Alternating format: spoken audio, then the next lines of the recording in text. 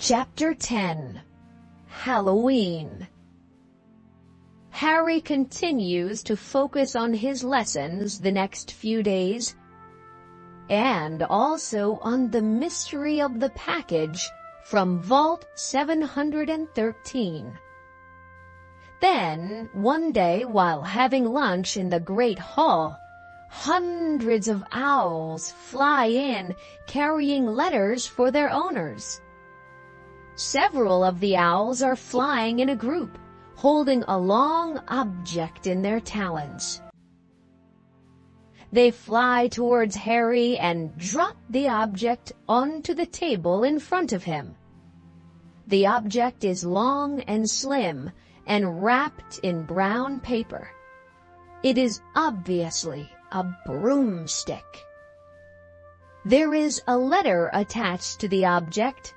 It reads, "Do not open this at the table.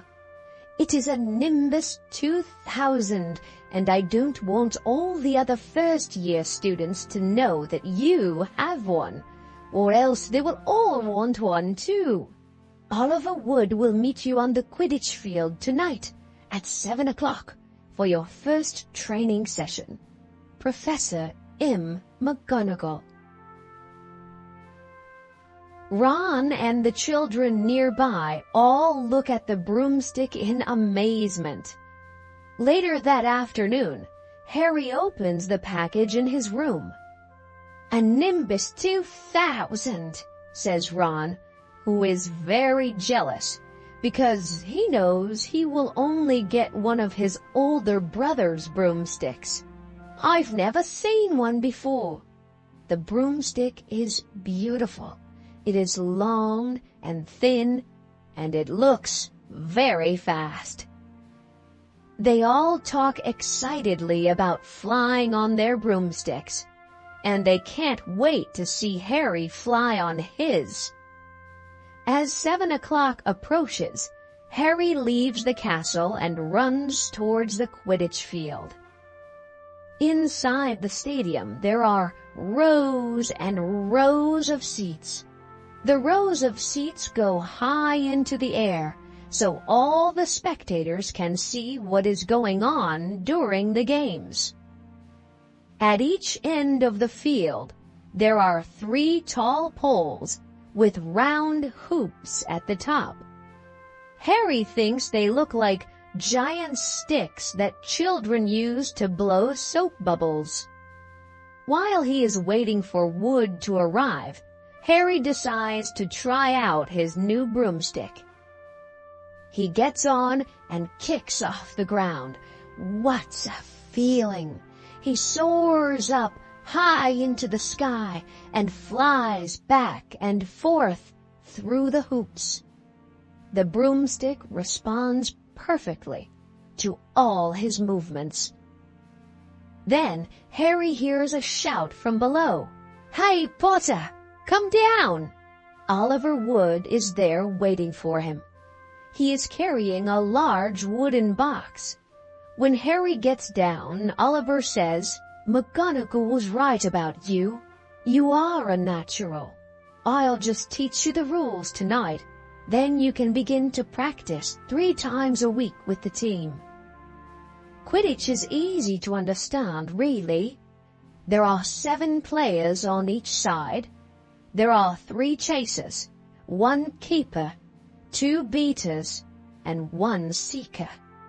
Harry looks confused when he hears all these new words, but he repeats them diligently so he can memorize them quickly.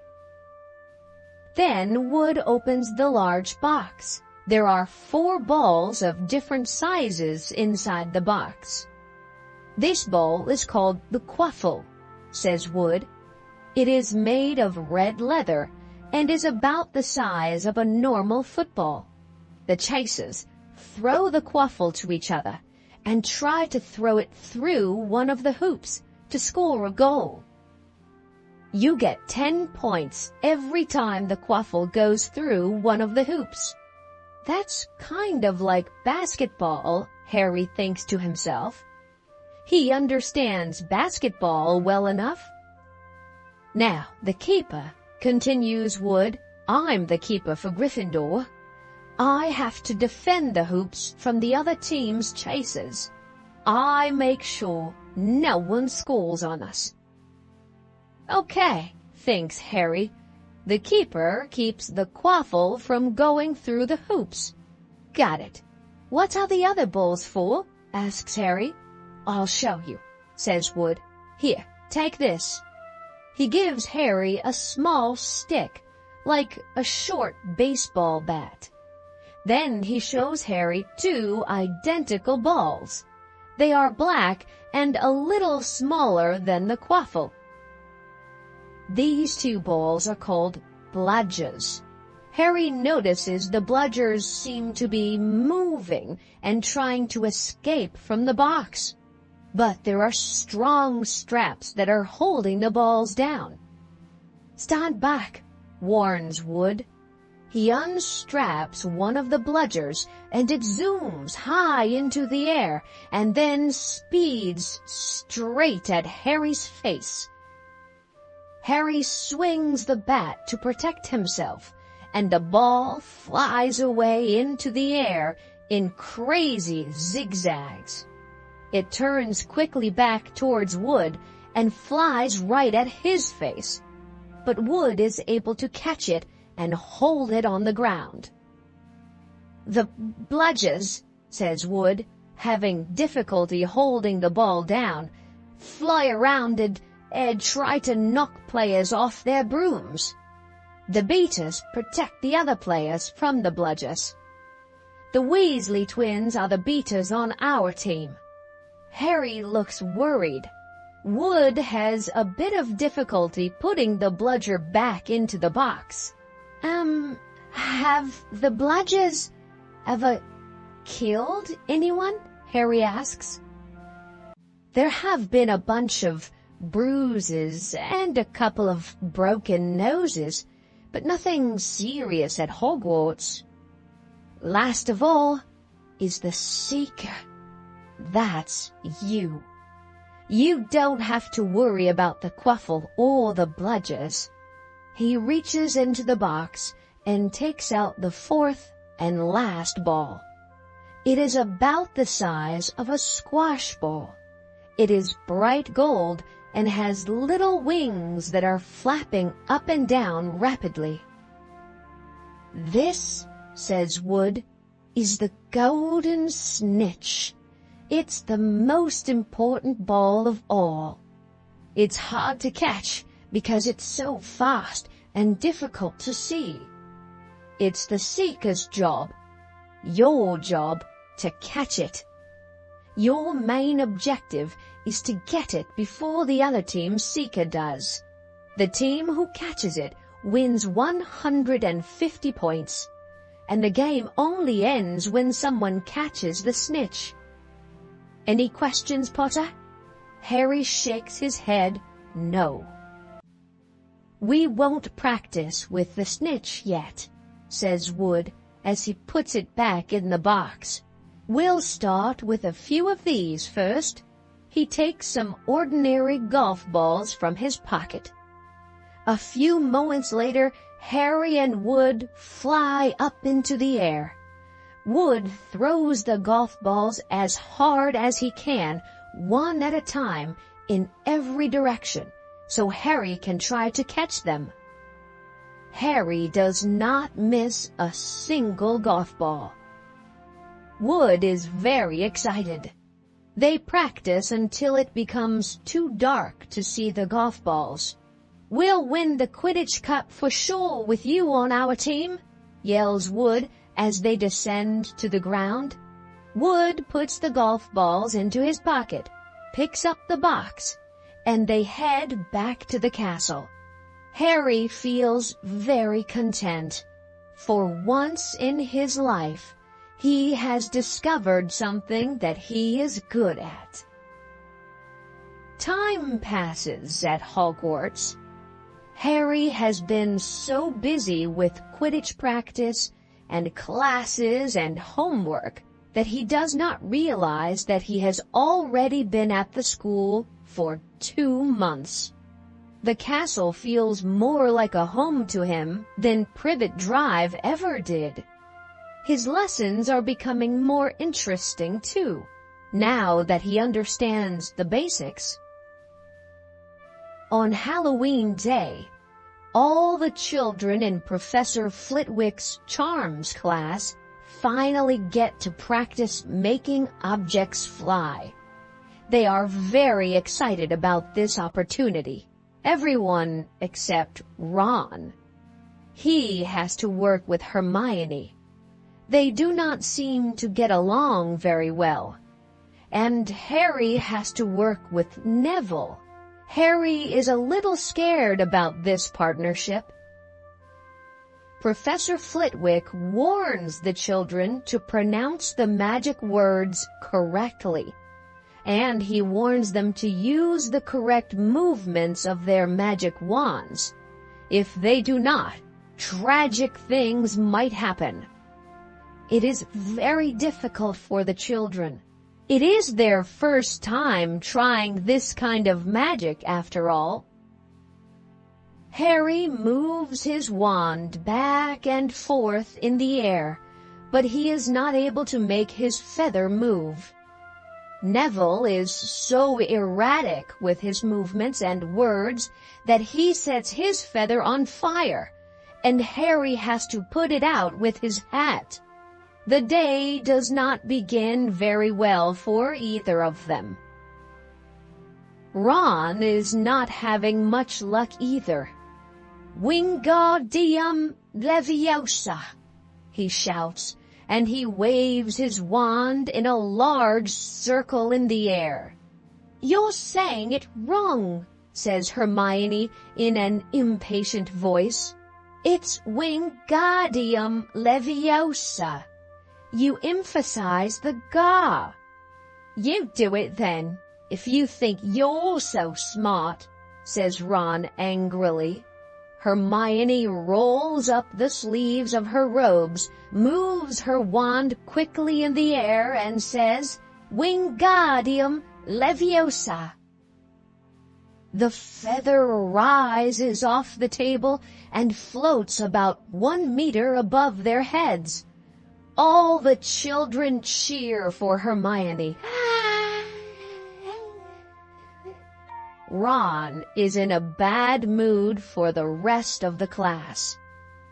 "It's no surprise that no one likes to be around her," Ron says to Harry as they are leaving the class. "She's a nightmare." Hermione passes by at that very moment. Ron and Harry can see that she is crying. "I think she heard you, Ron," says Harry. Ron looks a little uncomfortable. Hermione does not come to the next class, and Ron and Harry do not see her all afternoon. Later that night, as they are walking to the Great Hall for the Halloween party, Ron overhears another student talking about Hermione. "I saw her earlier in the girls' bathroom. She was crying so much. She wouldn't tell me what was wrong." Ron now feels even more uncomfortable. The children sit at the long tables in the Great Hall. Suddenly, all the empty plates are full of delicious food, and the empty cups are full of cool water and sweet juice. The Halloween festivities are about to begin. Harry is about to eat a giant spoonful of mashed potatoes when Professor Quirrell comes running into the hall. His turban is almost falling off, and he has a terrified look on his face. Professor Quirrell runs to the high table where Dumbledore is sitting and yells, "There's a troll in the dungeons!" And then he falls to the floor completely unconscious. There is total chaos. The children scream in fear. The teachers run up and down the aisles between the tables to try to calm the children. Professor Dumbledore has to set off exploding fireworks from his wand to quiet the children. "Prefects," he says in a stern voice, "take your houses back to the dormitories immediately. Quickly now."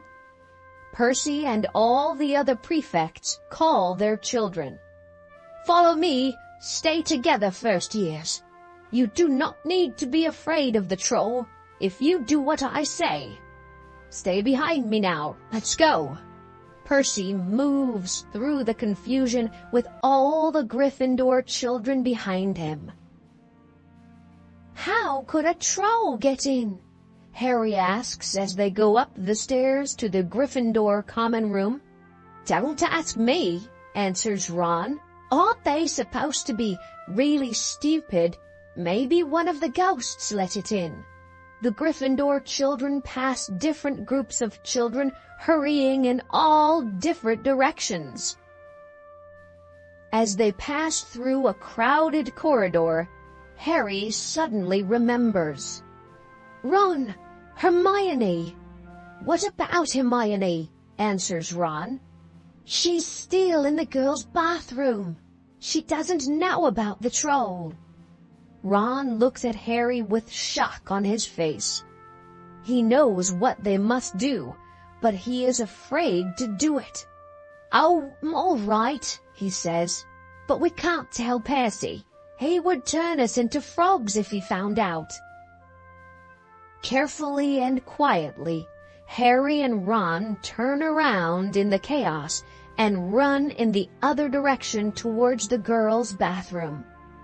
They run down a deserted corridor, and suddenly they hear the sound of footsteps behind them. They hide behind a large statue and wait.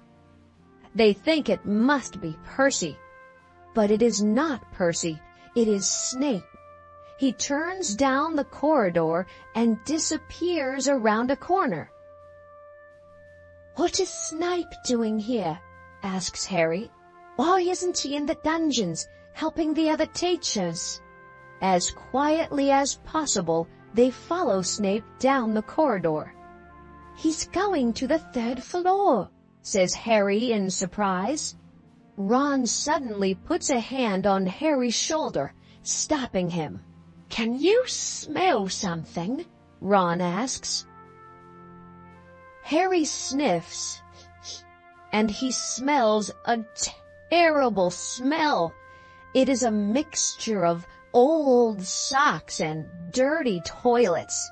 And then they hear it, a low grunting sound like a giant pig, and the sound of very heavy footsteps. Ron points.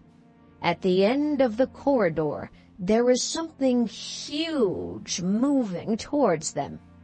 They hide in the shadows. The thing moves into the moonlight from a window. It is a horrible creature. It is almost 4 meters tall. Its skin is a sick gray color.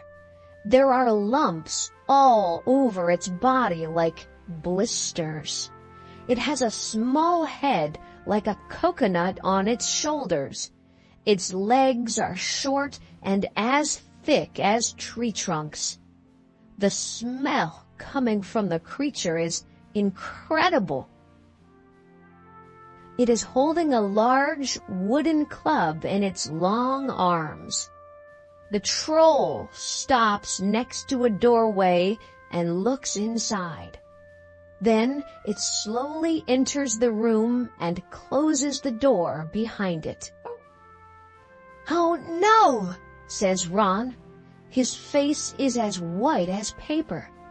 "The troll went into the girls' bathroom. Hermione is in there," Harry shouts in desperation. They look at each other with fear in their eyes. They know they have no choice. They run to the bathroom door, throw it open, and jump inside.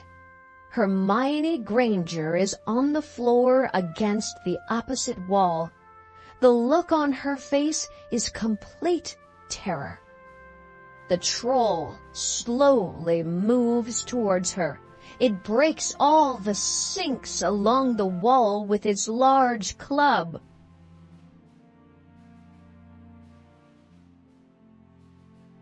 Water begins to spray everywhere. "We have to confuse it," Harry tells Ron. Harry picks up a broken piece of sink and throws it against the wall next to the troll's head. The troll has a shocked look on its face. It turns around and sees Harry. It roars, a wild, terrifying roar. It begins to move towards Harry. Then Ron acts. He takes a metal pipe and throws it at the troll from the other side of the room. The pipe hits the troll on the back. It turns the other way and sees Ron. Now it is in total confusion. It roars again. It raises its huge club to hit Ron. "Hermione," Harry yells, "get up! Move! Get out of the bathroom!" Hermione cannot move. She is frozen with fear. Harry then does something that is very courageous and very stupid. He runs as fast as he can and jumps as high as he can and lands on the troll's back. He throws his arms around the troll's neck. By pure luck, Harry's wand is in his hand when he puts his arms around the troll's neck. The wand goes straight up into the troll's nose. Trolls are large and strong, but a sharp stick stuck far up into its nose will get its attention. The troll howls in pain and spins and twirls around and around. Its club breaks all the walls and the ceiling of the bathroom. Now the club is moving towards Hermione. Ron reacts without thinking. He waves his wand quickly in the air and says in a loud voice, "Wingardium Leviosa!" The club suddenly flies out of the troll's hand, rises high into the air, and falls down with a loud crack right on top of its head. The troll's eyes begin to roll in its head. Then it begins to fall forward. Harry jumps off just before the troll hits the ground with its face.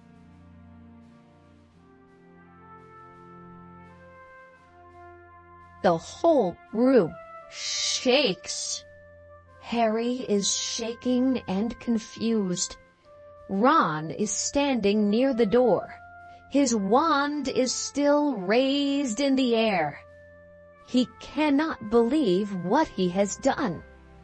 Hermione has a look of amazement on her face. "Is it dead?" she asks.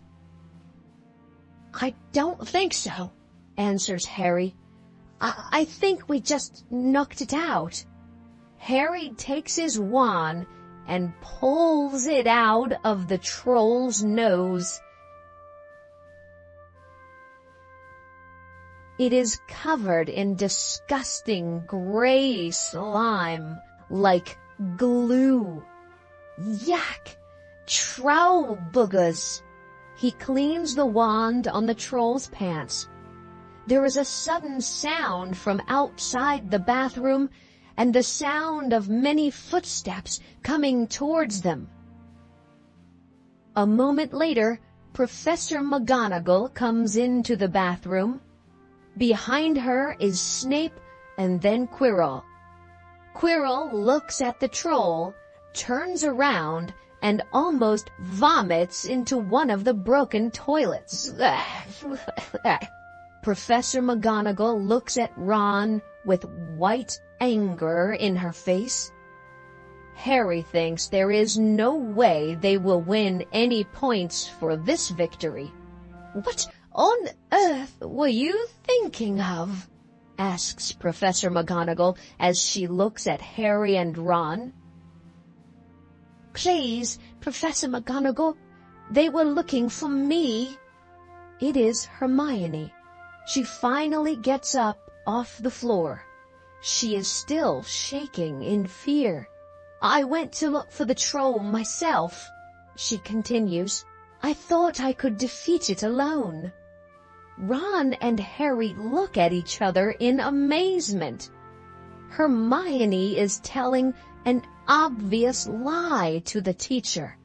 "If they hadn't found me, I would be dead right now." Harry stuck his wand up the troll's nose, and Ron cast a spell to knock its club out of its hand. There was no time for them to find anyone to help. She continues the lie. "Well, in that case," says Professor McGonagall, looking at the three children, "Miss Granger, you are a foolish girl. Did you really think you could defeat a mountain troll by yourself?" Hermione looks embarrassed. Harry can't believe what is happening. Hermione is the last person in the world to tell a lie. "Miss Granger," continues Professor McGonagall, "Gryffindor will lose 5 points because of your actions. If you are not hurt, you may return to your common room." She turns to look at Harry and Ron. "You two are very lucky. An adult mountain troll is difficult to destroy, even for an experienced witch or wizard. You each win, Gryffindor, 5 points. Professor Dumbledore will be informed. You may all go now." They all run quickly from the room. They finally arrive at the secret entrance to House Gryffindor.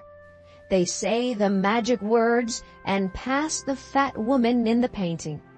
Before going to their separate common rooms, the three of them look at each other, embarrassed. Thanks, they all say at the same time. Then Harry and Ron run to the boys' side, and Hermione walks quickly to the girls' side.